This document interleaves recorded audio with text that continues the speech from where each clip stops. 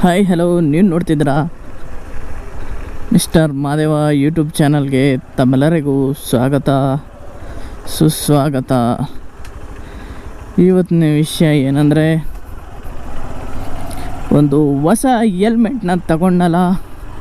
ಈ ಒಂದು ಹೊಸ ಹೆಲ್ಮೆಟ್ಟು ಯಾವ ರೀತಿ ಇದೆ, ಸ್ನಗ್ ಪಿಟ್ಟ ಇಲ್ಲ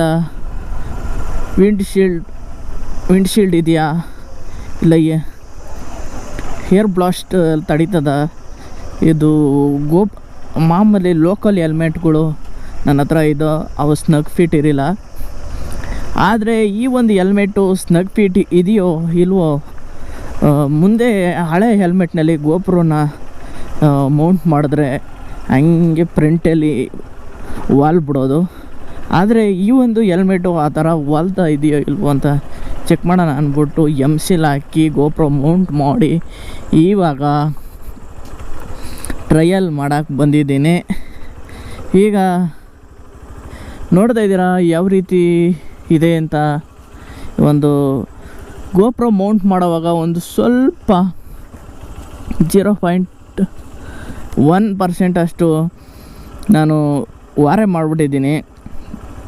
ಅದೊಂದು ಸ್ವಲ್ಪ ಸರಿ ಮಾಡ್ಕೋಬೇಕು.